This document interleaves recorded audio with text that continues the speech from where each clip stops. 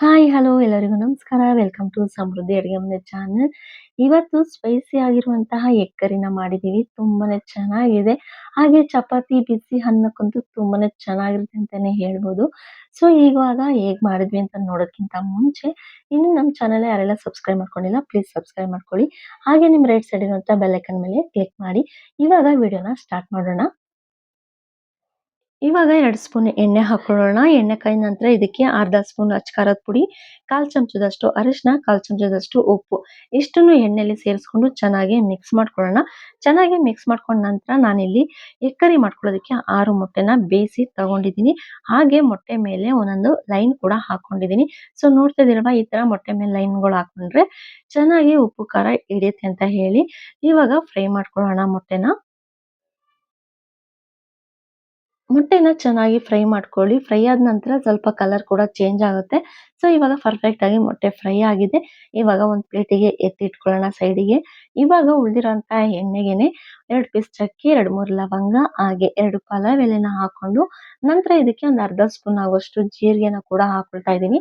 ಇವಾಗ ಚೆನ್ನಾಗಿ ಮಿಕ್ಸ್ ಮಾಡ್ಕೊಳ್ಳೋಣ. ಹಾಗೆ 2ರಿಂದ 3 ಹಸಿಮೆಣಸಿನಕಾಯಿನ ಕೂಡ ಹಾಕೊಳ್ತಾ ಇದ್ದೀನಿ. ಹಾಗೆ ನಾನಿಲ್ಲಿ 2 ಈರುಳ್ಳಿನ ಸಣ್ಣಾಗಿ ಹೆಚ್ಚಿಟ್ಕೊಂಡಿರುವಂತಹ ಈರುಳ್ಳಿನ ಹಾಕೊಂಡು ಚೆನ್ನಾಗಿ ಫ್ರೈ ಮಾಡ್ಕೊಳ್ತಾ ಇದ್ದೀನಿ.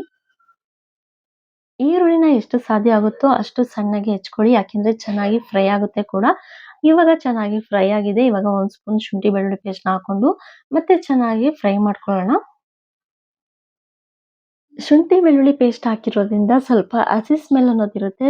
ಸೊ ಹಸಿ ಸ್ಮೆಲ್ ಹೋಗೋವರೆಗೂ ಚೆನ್ನಾಗಿ ಫ್ರೈ ಮಾಡ್ಕೊಳ್ಳಿ. ನಂತರ ನಾನು ಇದಕ್ಕೆ 2 ಟೊಮೊಟೊನ ರುಬ್ಕೊಂಡು ಪೇಸ್ಟ್ ಮಾಡ್ಕೊಂಡಿದ್ದೀನಿ. ಸೊ ಇವಾಗ ಟೊಮೊಟೊ ಪೇಸ್ಟ್‌ನ ಹಾಕೊಂಡು ಚೆನ್ನಾಗಿ ಮಿಕ್ಸ್ ಮಾಡ್ಕೊಳ್ತಾ ಇದಕ್ಕೆ ಸ್ವಲ್ಪ ಉಪ್ಪನ್ನ ಕೂಡ ಸೇರಿಸ್ಕೊಂಡು ಚೆನ್ನಾಗಿ ಫ್ರೈ ಮಾಡ್ಕೊಳ್ಳೋಣ.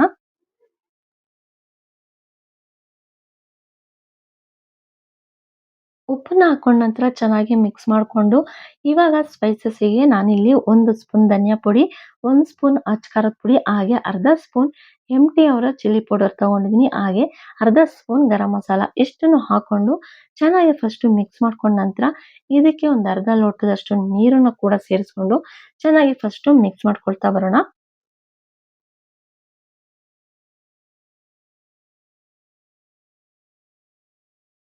ಮಿಕ್ಸ್ ಮಾಡ್ಕೊಂಡ ನಂತರ ಇವಾಗ ಲಿಡ್ ಕ್ಲೋಸ್ ಮಾಡಿ ಒಂದು 2 ಮಿನಿಟ್ ಬಿಡೋಣ. ಚೆನ್ನಾಗಿ ಬೆಂದು ಮಸಾಲೆ ಎಣ್ಣೆ ಬಿಡಬೇಕು. ಅಲ್ಲಿವರೆಗೂ ಚೆನ್ನಾಗಿ ನಾವು ಬೇಯಿಸ್ಕೊಂಡಾಗ ರುಚಿ ತುಂಬಾನೇ ಚೆನ್ನಾಗಿ ಬರುತ್ತೆ. ಸೊ ನೋಡ್ತಾ ಇದ್ದೀರಲ್ವಾ, 2 ಮಿನಿಟ್ ಕೂಡ ಆಗಿತ್ತು. ಸೊ ಸ್ವಲ್ಪ ಗಟ್ಟಿನೂ ಕೂಡ ಆಗಿದೆ. ಹಾಗೆ ಸೈಡಲ್ಲೆಲ್ಲ ಎಣ್ಣೆ ಕೂಡ ಬಿಟ್ಟಿದೆ.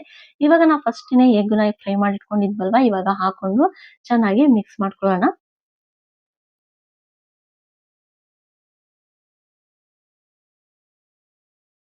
ಇವಾಗ ಇದಕ್ಕೆ ಕೊತ್ತಂಬರಿ ಸೊಪ್ಪು ಹಾಕೊಂಡ್ರೆ ಫೈನಲ್ ಆಗಿ ಎಗ್ ಕರಿ ರೆಡಿ ಆಯ್ತು ಅಂತಾನೆ ಹೇಳ್ಬೋದು.